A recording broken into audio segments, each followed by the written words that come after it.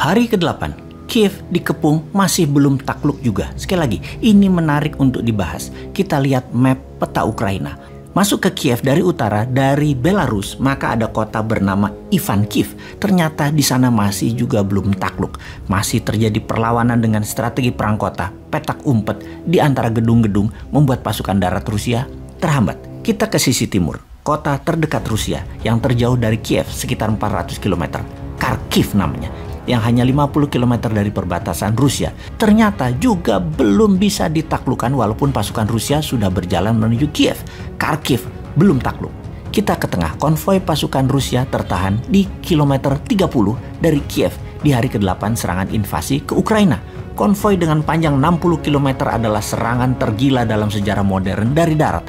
Ternyata tertahan di tengah. Strategi Ukraina pakai perang gerilya di perkotaan ditambah semangat penduduk sipil bergerak membantu tentara Ukraina membuat tentara Rusia tertahan. Strateginya pertama-tama adalah didiamkannya pasukan Rusia di depan yang seakan-akan tanpa hambatan. Kemudian diserang, dipotong di tengah, dijebak di tengah. Ini persis strategi capit udang yang di zaman Gajah Mada sering dilakukannya ketika penaklukan. Kita jelaskan sebentar strategi capit udang ini secara sederhana.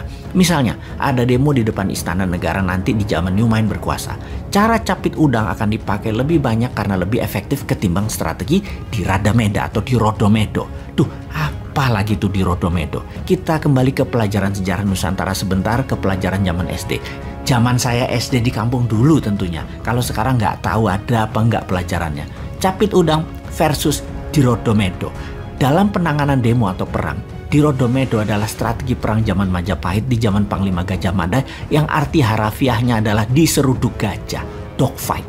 Pendemo dihadang polisi depan-depanan, itu dogfight. Ini biasanya yang menang, yang rapi, yang lengkap senjatanya, yang posisinya lebih tinggi atau lebih atas. Kalau yang nyerang di bawah posisinya capek mereka perangnya. Yang di atas pakai gravitasi, didorong alam. Di Rodomedo adalah bahasa lain, sekali lagi, diseruduk gajah. Dipakai di Wakanda sejauh ini dalam penanganan demo yang sesungguhnya tidak efektif. Sebaiknya pakai capit udang atau supit udang yang juga tersering Gajah Mada pakai.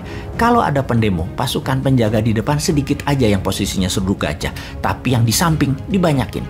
Ketika pendemo masuk ke depan, maka pasukan samping masuk potong di belakang pendemo. Sehingga misalnya ada 3.000-an pendemo, yang 300-an masuk ke depan, dikurung dari belakang, yang 300-an terjepit dan terkurung. Ini pastinya cepat diam mereka yang di tengah karena dikepung 360 derajat. Melihat temannya dikepung yang sisanya yang 2.500-an, pasti mundur maju ragu karena kalau bergerak yang 300 bisa dalam tanda petik mati. Jadi biasanya cepat usai perang tersebut. Kalau pendemo nanti yang 300-an itu reda, duduk mereka. Lalu kemudian masuklah bosman duduk sejajar. Mau apa kalian? Yuk ngobrol. Kurang uang buat modal usaha, ngomong dong, nggak usah galak-galak gini. Kita printing money tapi buat produksi ya, jangan buat import barang Tiongkok, ngerti ya?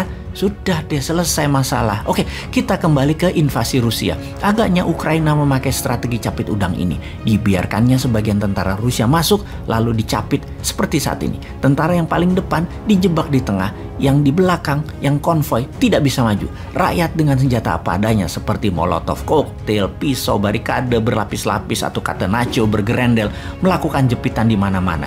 Tinggal tentara Ukraina dengan snipernya tembak-tembakin tentara Rusia yang kejebak di tengah. Ukraina sudah menyebarkan ribuan senjata diberikan ke penduduk karena ada wajib militer di sana. Semua orang jadi bisa pegang senjata. Itulah strategi Newman juga nanti.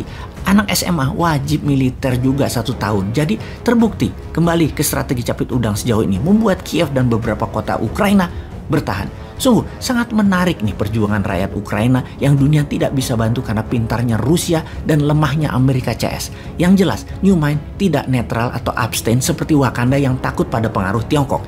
Kita, Newman akan mengatakan pro rakyat tertindas, yaitu pro Ukraina, pro life, dan pro humanitarian. Semangat berjuang galan people of Ukraine. Walau peluang kalian kecil di bawah serangan Rusia yang masif, namun hak hidup dan semangat nasionalisme kalian kami dukung dalam doa. Kalianlah pemenang sebenarnya. Наши действия будут зависеть не от хода переговоров, а от безусловного обеспечения безопасности России сегодня и на историческую перспективу.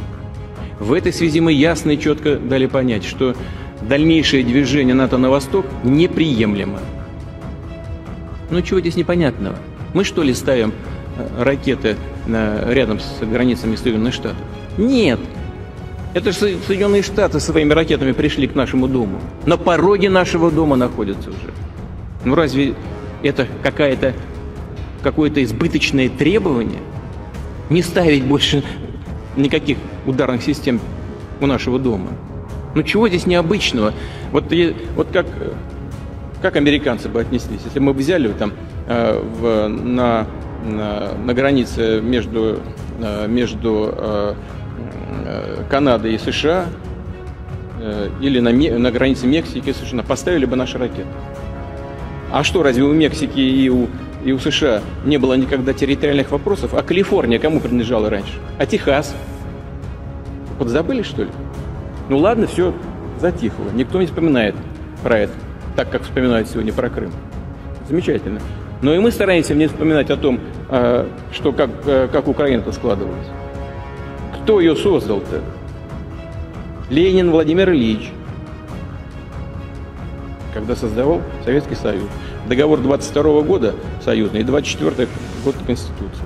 Правда, после его смерти, но по его принципам создан.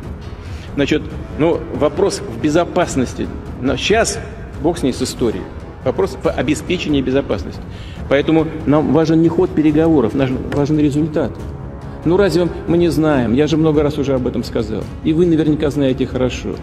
Ни одного дюйма на восток, сказали нам в 90-е годы. Ну и чего? Надули. Просто нагло обманули. 5 волн расширения НАТО. И теперь уже, пожалуйста, в Румынии, сейчас в Польше появляются